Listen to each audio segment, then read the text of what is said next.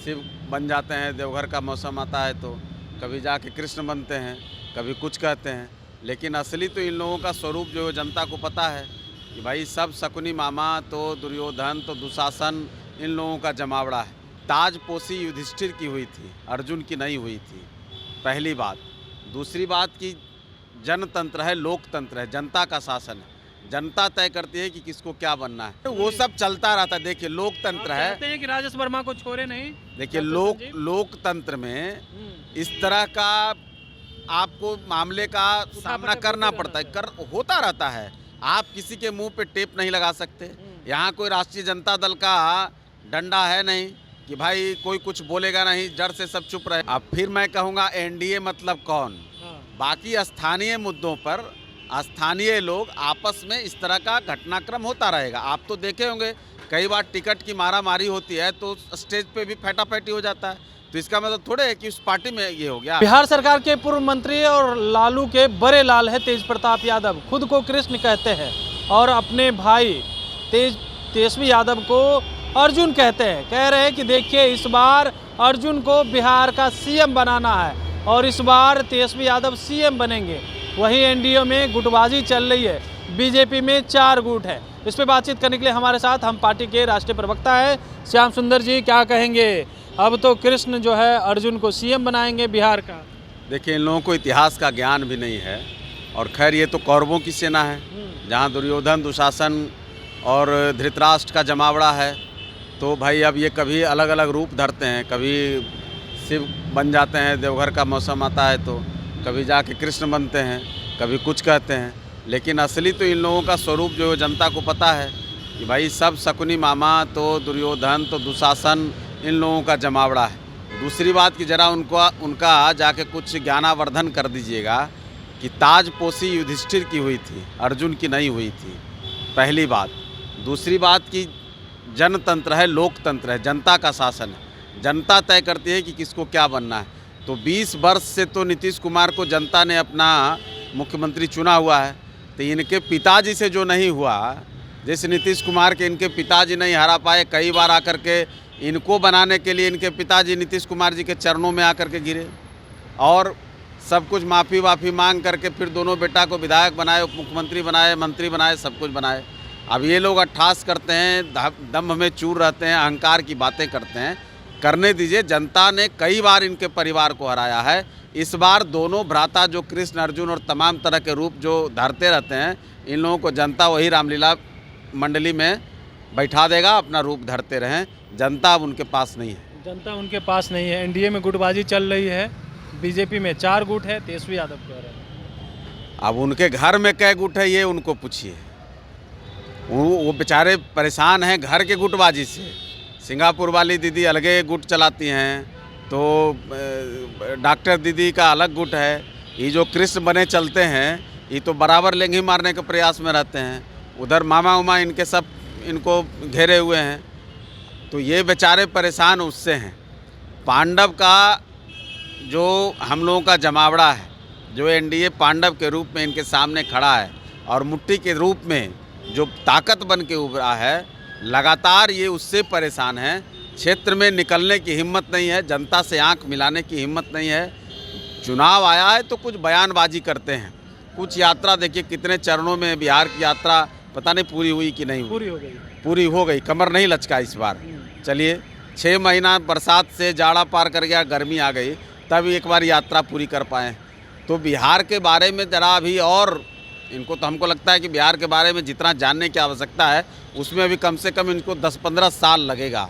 तो अभी उसको पूरा करें, कुछ अपनी जानकारी को बढ़ाएं, कुछ अनुभव को बढ़ाएं, तब इस तरह की बात करें तो अच्छा लगेगा। अभी तो इनके पिताजी एनडीए में गुटबाजी नहीं चल रही है, आपस में ही नेता फिर रहे हैं, विधायक सांसद लड़ रहे हैं, शास्त्र की बात चल रही है। देखिए वो तो बहुत कुछ हम लोगों को नहीं बोलना चाहिए। एनडीए मतलब नीतीश कुमार, एनडीए मतलब सम्राट चौधरी, विजय सिन्हा, दिलीप जायसवाल, तो इधर संतोष कुमार सुमन हुए, तो श्री जीतन राम मांझी हुए, उपेंद्र कुशवाहा हुए, चिराग पासवान हुए। इसके अलावा कौन क्या कर रहे हैं, इन बातों का अगर गौर करेंगे तो राष्ट्रीय जनता दल के साथ कोई नहीं है। अभी ये साहब असर नहीं यात्रा पड़ेगा, जैसे लड़ रहे हैं तो असर पड़ेगा ना। तेजस्वी यादव से ये पूछिए कि जब आप जिलों में जा रहे हैं तो आपके विधायक आपके पास क्यों नहीं आ रहे हैं? अभी नवादा गए थे ना, तो कहाँ थे इनके रजौली विधायक, कहाँ थे इनके नवादा विधायक? तो भाई इनके विधायक इनको पूछते तक नहीं हैं और ये दूसरों की बात कर रहे हैं। ठीक है, लोकतंत्र है, सबको आज़ादी है, सबको ही अपनी अपनी बात कहता है। संजीव ने जो बात कही, आप इस बात से कितना संतुष्ट हैं?